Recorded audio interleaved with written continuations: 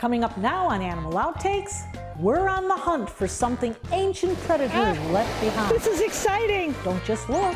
Why getting up close and interacting with the animals here is encouraged. And we'll meet Tonka. He will live up to his big name. This is the largest mammal here in the United States. This and much more straight ahead on Animal Outtakes.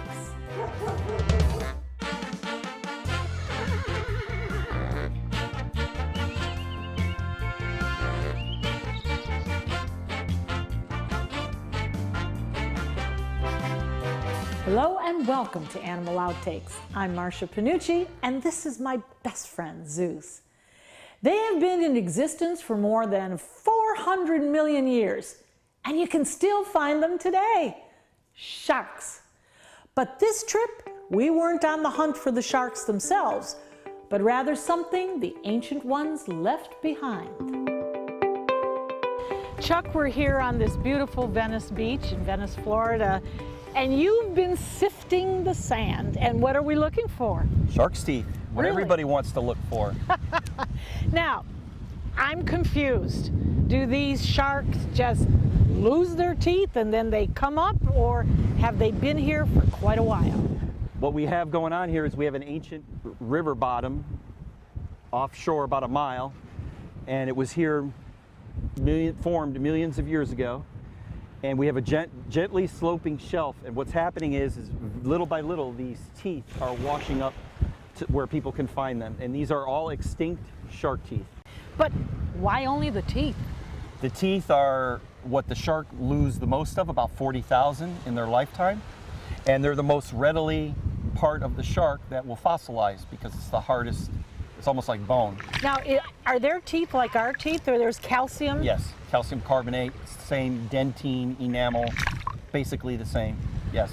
You know, it amazes me because a very interested fan of ours said to me that around the Lake Okeechobee area, that if you go into the forest, you'll find teeth. Well, how did they get there?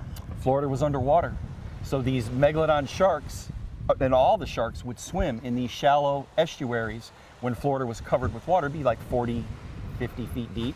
And that was where they would feed, and then they would lose their teeth. And when they feed, that's how they lose their teeth, is when they feed, and naturally they just keep losing teeth. Okay, so let me try this. Okay, so I'm coming down over here. Pull it towards you very gently. All right. All right, pick it up. Pick it up. There you go, shake it in the water. Oh, shake it in the water. To wash out all the sand. Put it right in the water. There you go. Oh, look it! Look it, look it, look it! Oh my goodness! Ah, this is exciting. This is a tooth, right? There you go. Oh, there we go. And there's another one in here. Oh my goodness, is this exciting? This is better than looking for shells. Look at that. Well, this was a little guy. Look at the teeth. The shape of the teeth tells you what the shark was. What you're telling me is that each shark each species has its own toofer. Yep, own unique tooth. Yes, exactly. Well, there you go. I got two. Well, this was the water from Hurricane Irma. And well, this was all flooded. We had a lot of rain, and when the tides came up, this all flooded. So if you look, when the water receded, it exposes some of the material here. Well, you have to have an eagle eye for this. Yeah. And what I tell new people is take your time, and like you're doing, bend down and look very slowly. Look for a shape. Look for that triangle shape. Well, I see kind of a, What do you see? Taffy? Yeah. What is that? Nothing. I see something right there. See that little, pick that up right there. Which? That right there. This? Yep. Pick that up, yes. This is a nothing. No, it's not. That is a stingray palate tooth from a stingray. See the lines in it? That's part of their teeth, the crushing mouth plate. Is it over here? Is it that? Right there. Look right there. Wow. Well, I did it. My day's complete. Oh, come on over here. Oh, there's more? Come look over here. Oh, yeah. Oh, well, pretty soon I'll have a necklace.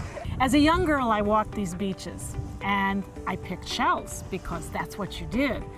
I never knew that there was a treasure like this.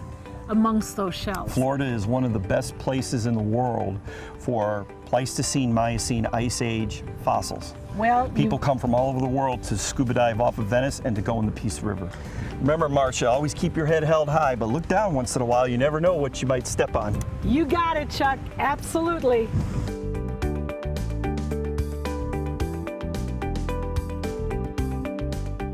Anyone who's collecting fossils in Florida on land owned or leased by the state must have a Florida fossil permit. Obtaining a permit is a way for paleontologists to keep track of where and what kind of fossils are discovered. But if you're collecting shark's teeth, no permit is required. When it comes to conservation, this facility's approach is to get guests up close to its residents. At the Dolphin Research Center, they encourage guests to touch and interact with their animals. The center says this instills a lasting bond and connection. Good. You show your teeth. Oh, beautiful. I was inspired from a young age. I visited SeaWorld and just fell in love with the animals and wanted to dedicate my life to helping the animals and conserving our oceans. It happened for Sarah. It was an encounter with animals when she was young that led her to want to help.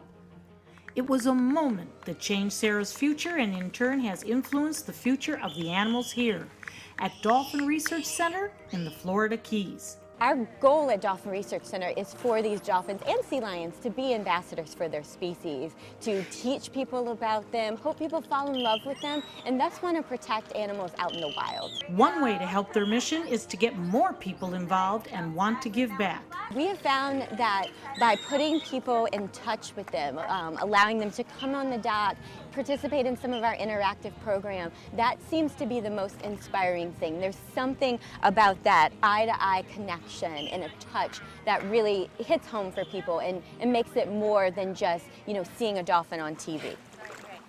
Hi guys, so this is Louie. He's another one of our rescue dolphins. Getting kids and adults up close and interacting with dolphins leaves an impression That's a really good question. and makes guests want to learn more. Louis was rescued after the Deepwater Horizon oil spill in the Gulf, and he was only given a 5% chance of survival. Now, he is winning the hearts of the people he meets. Hey buddy, say Jack, are you having fun today? Yeah? Good boy. And Jax, who when he was just around 7 months old was attacked by a shark around Jacksonville, Florida. But Jax's story isn't about having a fear of sharks, but rather about his strength, determination, and will to survive. Jack swims just as fast and jumps just as high as the other dolphins. Jax even has a sense of humor. Here he's doing his imitation of a shark. There's no denying the people who visit Dolphin Research Center will walk away with a memorable encounter. Staff like Sarah hopes most will take away a passion to want to do more. And maybe, just maybe, a special few will want to follow in her footsteps. Dolphins are one of the smartest animals on the planet. They are social and have a sophisticated language as well. Scientists say dolphins actually give themselves individual names with certain whistles. They can recognize their own and others. This animal has joined the bald eagle as a symbol of the United States. Do you know what it is? Get ready for some big cuteness. Next. Every dog deserves a lifelong loving home. Dante's Den provides a pristine, comfortable haven for dogs that have been abandoned or surrendered by their owners. Every pup in our Joyful Dogs adoption program receives lots of love and attention, is properly immunized, spayed or neutered, and is in good health. Find your new furry best friend at Dante's Den. For more information, go to dantesden.org or call 844-DANTES-DEN. Welcome back. In 2016, then President Obama signed a law making this animal the national mammal of the United States. It is one of the largest mammals found here in North America and also has one of the biggest conservation success stories.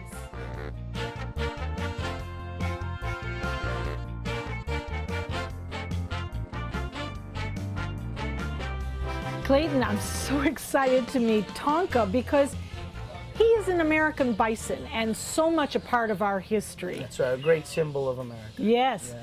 How did you come across this gorgeous creature? Well, we had a bison here for quite a few years, and he was a really great part of our hoofstock family that we have out in our front field. It's kind of a wild group. You know, there's a zebra, a llama, some camels, some ponies, and a big giant bison. You know, well, he was over 30-something years old, and we recently lost him.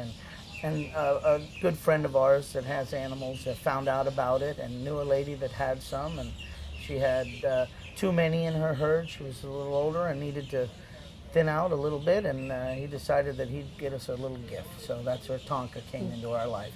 And how old is Tonka right now? Only 4 months old. Oh. Only a beautiful little boy. He's only 4 months old. A really great guy. He's already starting to take to a lot of his animal family and his human family.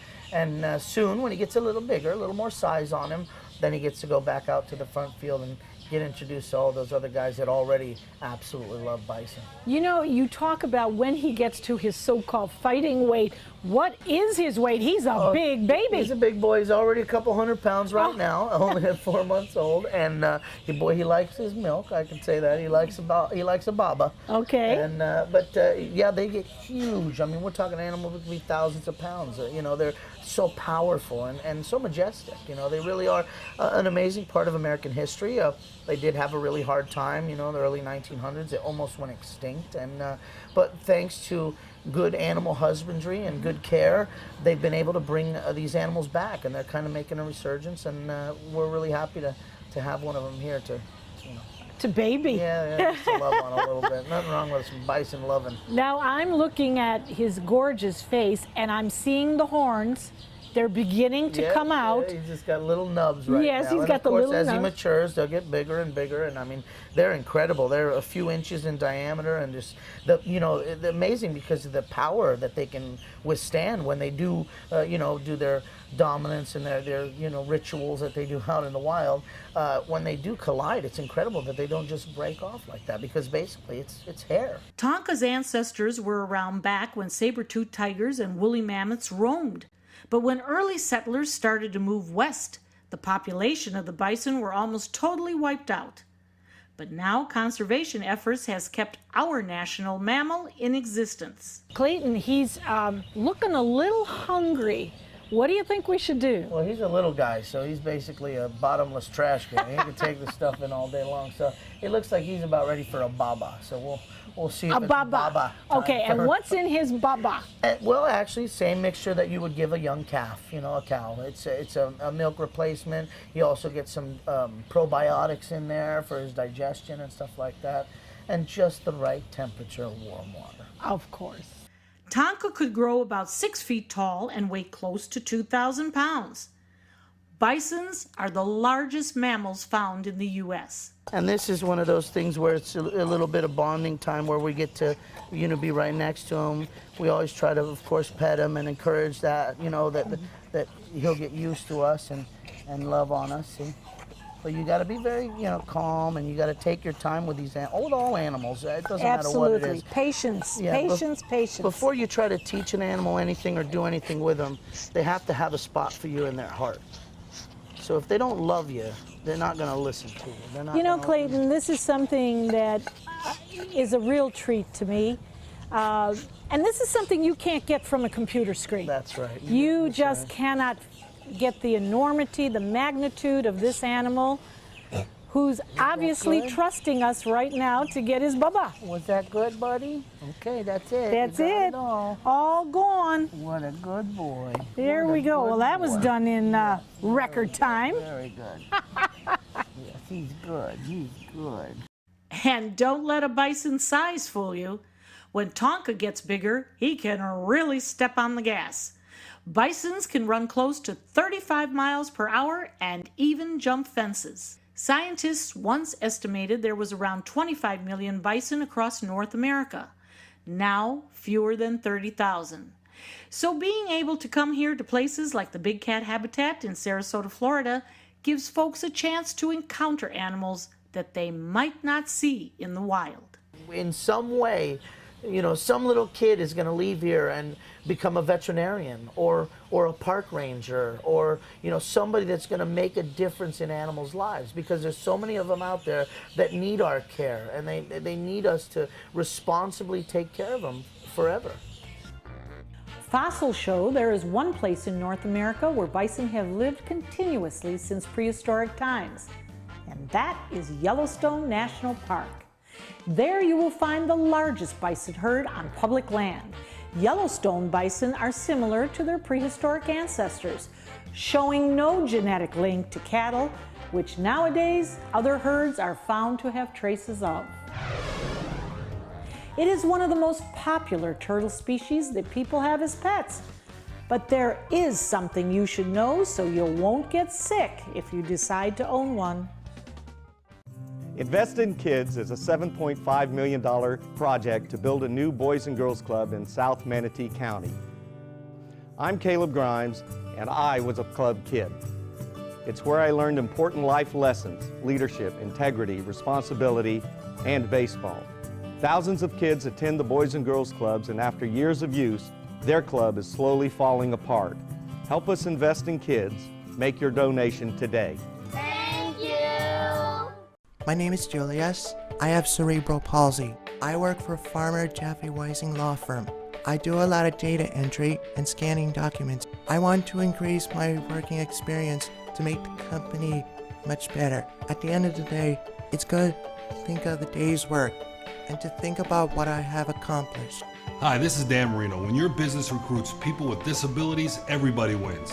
To find out how, go to abilitieswork.employflorida.com. Maybe you can make retirement happen. After all, you made her college years happen. Opening that education savings account when she was little. Spearheading a campus tour. And another, and another, and another, and another. Bam! Deciphering financial aid. She was like, what? And now she's like, you aced planning for college. Now get the tips you need to get on track at aceyourretirement.org. Thanks for staying with us. It's a popular turtle that you'll find in the pet store, usually sold when they are about this big. But red-eared sliders won't stay that small for long, so how good of a pet will these turtles make? Let's find out in this week's Pet of the Week.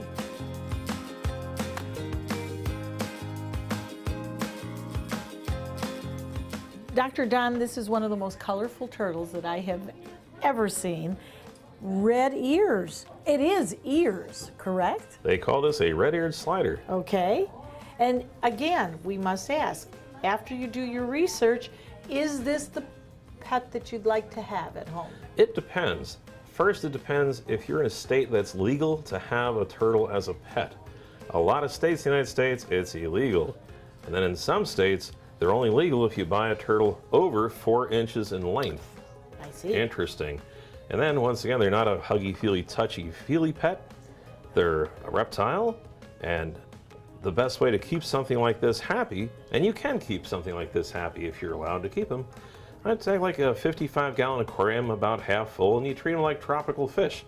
As long as they have a float they can get out of the water, and you feed them appropriately, and they have over-the-counter, readily available floating food sticks that are complete and balanced, and you can have a turtle from hatching size to it for 30 years, eating just this prepared food and looking good. Now you're saying the life expectancy of this turtle is 30 years? If you take care of them right, yes. Wow. Easily in the 20s.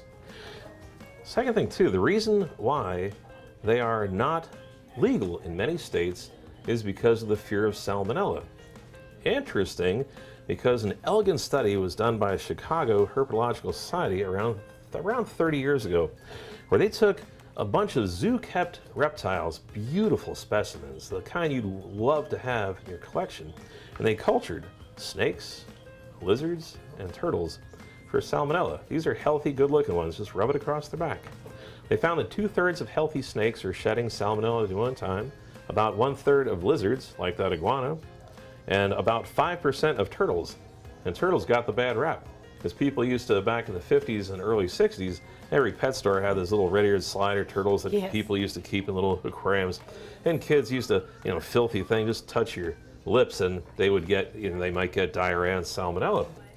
This is the male, and he's being a little bit more shy. He's being a little coy there. Yes, the males have real long fingernails, Oh, yeah. and when they underwater, when they're gonna mate, they'll go nose to nose, and the male will take his long fingernails and go like this and tickle the cheeks of the girl. Well, that's not so bad. Kind of cute.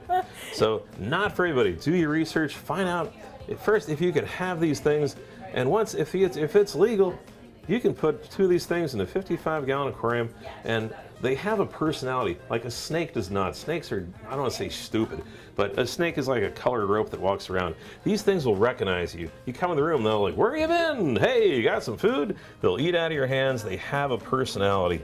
She seems to be much more curious than he. Yes. He's probably henpecked. Oh. Some women get overbearing. That's okay. And the 4-inch rule was that so a kid can't shove the whole turtle in their mouth. Oh dear. Well, excuse me, if the thing's shedding salmonella, you just touch it and touch your lip and you get it. So the rule of thumb with any reptile, is you wash your hands after you're done messing with it. You don't have it in your kitchen. You don't eat off the same plate as your reptile. Little common sense goes a long way. The size of the tank you keep your turtle in will not influence their size. They will continue to grow. So if you decide a red-eared slider is a good pet for you, make sure your tank size grows along with your turtle. Stay with us. We're going to talk to the vet on a very important topic. If you're only hungry for a slice of apple pie, why buy the whole pie? And you certainly wouldn't want to pay for an all-you-can-eat buffet. So if you don't use your cell phone that much, why get charged for a plan that's too big or even an unlimited plan? Luckily, there's still a wireless company that shares your values. Welcome to Consumer Cellular. Our average customer pays about $25 a month for everything they need. Many pay even less, as plans start at just $15 a month. You'll get a straightforward bill that's easy to understand with no surprises and all the attention you deserve from our friendly customer service team. No wonder Consumer Cellular has received the J.D. Power Award for highest customer service 3 times in a row. Plus, if you're an AARP member, you'll receive special discounts. It's easy to switch. You can even keep your phone and your number. So stop paying for more than you need and start your 30-day risk-free trial today. Call 800-457-2317. Go online or visit a Target store today. You now have the power to prioritize your Facebook feed and get local news and information from the team you trust. Go to the ABC7 Sarasota page on Facebook. Give us a like, then click following and choose See First. That's it. Customize even more by choosing notifications. Choose breaking news, posts, live videos, anything you want to see in real time. Take control of your newsfeed and stay connected to what's happening in your community with ABC7 on Facebook. Selfless service is the principle that guides Army National Guard soldiers to be ready whenever disaster strikes. They have a stake in the well-being of the neighborhoods where they live and work. They train part-time to be ready to serve at all times. Selfless service. It's what inspires the men and women of the Army National Guard to be part of something greater than themselves. Visit NationalGuard.com to learn more. Thanks for staying with us. What are we going to talk about today, Benson? Cats?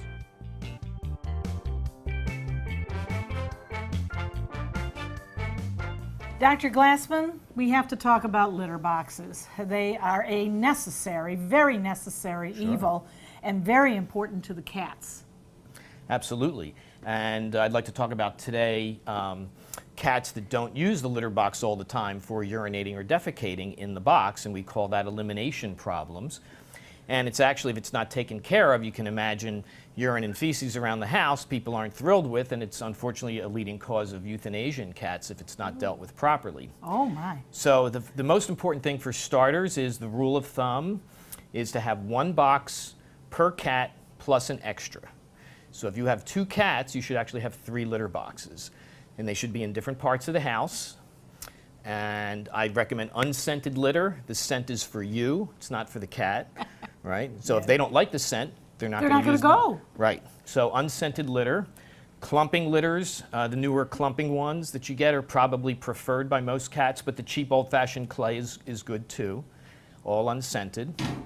And I want boxes in different parts of the house because sometimes a cat might get scared in one room for some reason. A noise happens and they get afraid, or another pet in the house comes to play with them or attack them and they get scared of that area, so there's another area they can go to.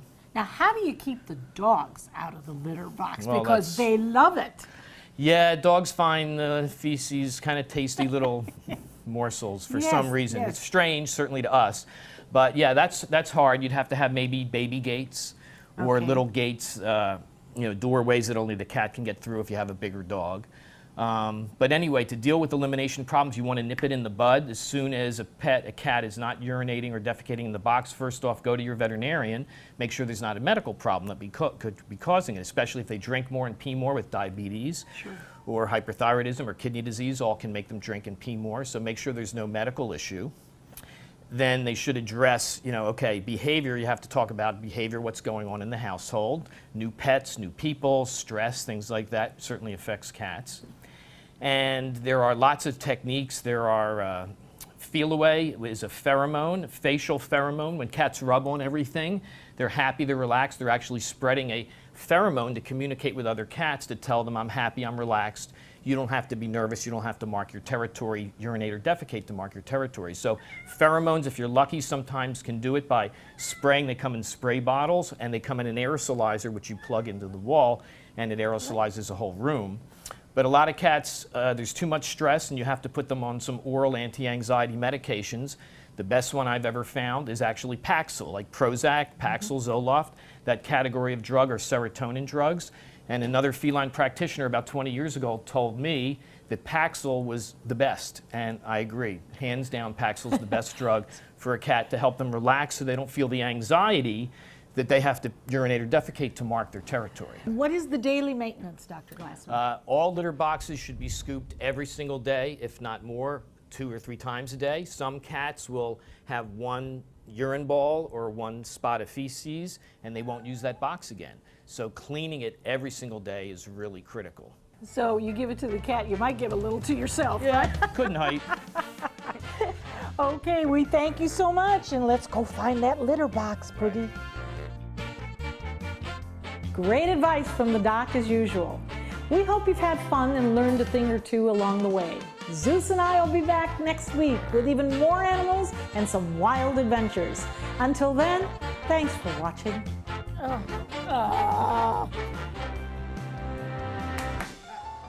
Come on, up. No!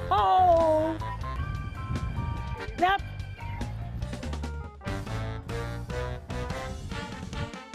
Nah, not this. Chuck, no. Well, years ago, I would have been delighted. Not today. Oh, wow, this looks like some, yay! Look what I got, Chuck! Look what I got! Mine. Oh, no, it's mine now! It's mine! It's mine!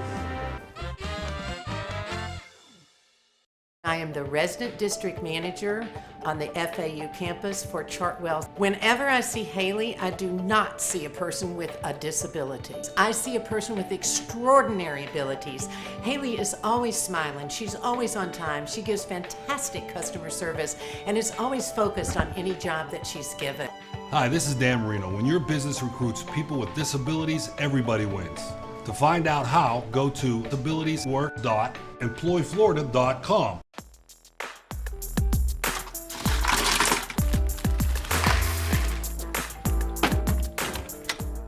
Thank you.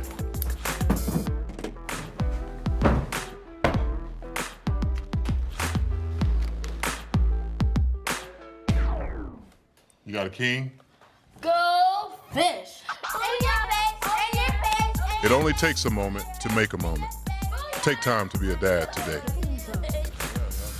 Check out My Suncoast Dining on mysuncoast.com, your guide to the foodie lifestyle. ABC7's own Chef Judy serves up her favorite recipes, cooking tips and trends, dining blogs, step-by-step videos, and Suncoast Restaurant Guide. You'll find it all at mysuncoast.com/dining. Get breaking news alerts focused on the Suncoast. Download the ABC7 News app. Download the all-new ABC7 First Alert Weather app now.